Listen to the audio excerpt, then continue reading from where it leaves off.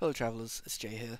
So I wanted to make a little video talking about the build I've been playing on my stream the past couple days over at twitch.tv/jaytheproduct to see it live. So a while back, my friend Dread, I'll link his channel in the description, played a Upheaval Totem Pop build utilizing this node here, the Rejuvenating Splinters. This causes totems to shatter. And back then, Glacial Cascade didn't actually convert the totem explosion, but it does now. And there was also a change to Upheaval a while back, which changed this node from flat melee damage with a staff to cold penetration with a staff. So those in combination, the explosion being converted to cold and getting the benefit of the cold penetration while using a staff, because this is also, well, the totem pop is counted as a spell, so we're using a staff for the massive flat spell damage anyway. So on top of that, we're getting a crazy amount of cold pen, and I'm only level 79. We're just about to go into empowered monoliths. I just wanted to show what the damage was like. Okay, so you can't really see too well, can you? But there's some big numbers going on there. This is pretty much all you do. So you run around, you war cry, you jump, big damage. All the totems explode. You have swipe to also proc the totems, which sometimes you need to do on single target.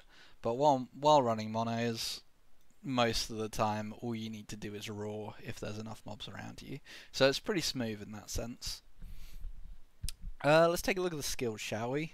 So like I said, we got swipe here. Swipe is mostly for the global increased damage and the crit multi. We also like the attack speed just because trying to get the fawn totems out with unspec'd swipe or very low attack speed it can feel a bit painful if you're just swiping away at like minus 100 miles per hour. It can be rough. So definitely we go with spec swipe. We did try tornado, specking tornado and running, where are they? These gloves, Rules of Simoon. But for whatever reason, the tornado it summons doesn't proc fawn totems, so that was just a wash. I also tried Maelstrom because I really thought if we could get enough Maelstrom stacks consistently, having the haste and frenzy would just make the build feel a lot better while also having the dodge rating. But it just didn't. We couldn't keep the stacks up enough. So yeah, swipe is definitely the way to go here. You also get the kill threshold, which is just nice on bosses. Although you do so much damage anyway, but you know, being able to finish them off 14% faster. Just 14% more damage modifier, right? So yeah, that's swipe. I'm not going to go over everything super in depth. Just kind of glance over it. We already talked about Upheaval, but the main nodes to understand are the erupting earth. It gives it this star AoE that allows you to hit all of the totems. If you don't have this node, it will feel bad. Definitely get this. Obviously the Rejuvenating Splinters for the shatter, Glacial Cascade for the cold convert, and then the cold penetration. Now, Warcry. We go for pretty standard Warcry build for the most part. You know, we're going for the pull instead of knockback, the cooldown. Get all the knockback distance so you can drag everything in when you Warcry so that when you slam you hit more. Reversing it, making it pull instead of knockback, makes the knockback distance work in reverse, so you pull them more. Then we got some cold damage over here, crit chance, invulnerability, a little bit of healing, cleanse ailments. Werebear form. Werebear form is very versatile here. You can kind of change it as you see fit. I needed a lot more crit, so I went for the 200% increased crit chance here. The only node you need is Tremor Slam and Wizened Claws. We have 98 strength right now, and our staff only gives us 93 spell damage. We are getting more flat spell damage from strength while in Werebear form than our staff is giving us. So yeah, that's Werebear. And now Fawn Totem. The only node you really need here, and I cannot stress enough, you need the summoned in a ring. I played from about level 50, I played this build, and I didn't have this node. I just kind of forgot about it, and it was one of the last nodes I took in Form Totem, and it felt awful. So please, please make sure you take this node first. And then this node here, the Armor Shred, is actually quite nice because we don't have a great way of applying Armor Shred in the build, but just summoning 5 totems that all have a 100% chance to shred does a pretty good job when they attack anyway. But even here, even the explosions will shred. So yeah, it's pretty good. That's the skills. Yeah, let's take a look at the gear. Ooh, hitting the wrong buttons here. So definitely need a prismatic gaze. I wouldn't recommend playing the build if you don't have a prismatic gaze. If you have one with LP, even better.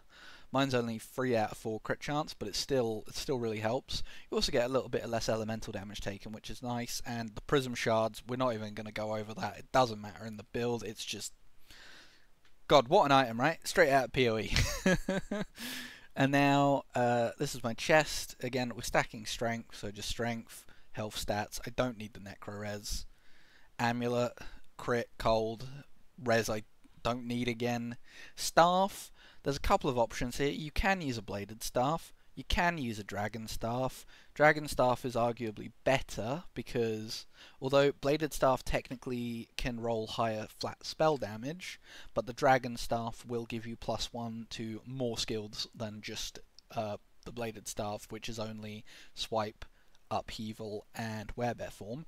With a dragon staff, you'll get +2 Warcry as well. Not that we really need the extra levels in Warcry, but yeah, there's some options there. And you can use the gate staff as well if you just want massive flat damage. But I wouldn't recommend it because we already have so much flat. This is enough. So yeah, here I've got spell crit and crit multi. I don't really think I need that spell crit there. I think I would prefer cold or spell damage, and I would prefer slow and chill on the suffixes, but again, this is right as we're about to enter empowered monos. My gear is pretty terrible. Rings, strength, crit, resistance, and just kind of generic HP related stuff. In fact, I think I can even... yeah, here we go. Nice. What a ring. That's pretty good. Crit, strength, health, and some resistances. Perfect. Relic. Spirit Catcher is pretty much the only Primalist relic that exists. Again, strength, crit, generic suffixes. Boots, generally you would have vitality on your prefixes in boots, but I do think we're trying to stack as much strength as possible because we need that flat damage. So unlike most builds, you definitely want strength here instead of vitality. You could maybe what's it called, the Glyph of Despair, try and seal some vitality if you want more stats. But yeah, gloves, so melee attack speed. You desperately want attack speed to make swipe feel better, and increased area. You also would want increased area on the amulet if you can get it. Like that's definitely probably going to be better than the crit. I don't really need the crit right now, so I'd prefer more area, because the area just makes everything feel better. It makes the upheavals have more overlap, so they hit more of the totems more consistently. It makes the totems, their explosions overlap more, so you get more of the shotgunning, which makes the damage so good in this build. And then suffixes, you know, just health, preferably shred, maybe frailty. Belt. This is just a random belt I got. Also, for the boots and the belt, you definitely want cooldown recovery so you can be mauling and roaring as much as possible. Now the idols, these are the idols that make the build. You need the chance on hit to summon a Fawn Totem. Increased cold damage per active totem is the second best suffix, but if you can't get it, you can also just get generic spell damage with a totem active. There's some options. You can also get like aspect of the boar effect, which is good too. I have this just because I need it for the resistances right now. My resists are not great. Well, my lightning isn't great. The other two are way overcapped. Again, like I said, early gearing, it's a bit of a mess. Passives, I'm not going to go into these too much because I've been changing them frequently while leveling the character. I'm not super sure how I want these to be yet, but I definitely am going to grab Berserker. I'm definitely going to grab Hide Skin and Impervious.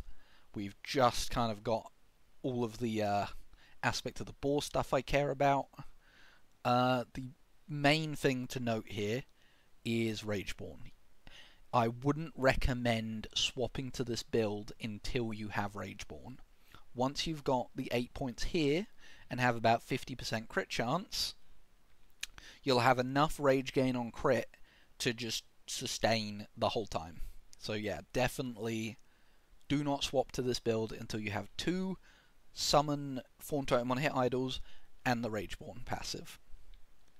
And I think that's about all I want to talk about here. I'm gonna go do some gameplay. Let's go and run a monolith, and then we'll do a boss. Right, here we are in a monolith.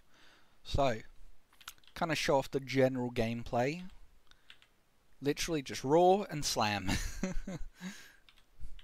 Roar and maul.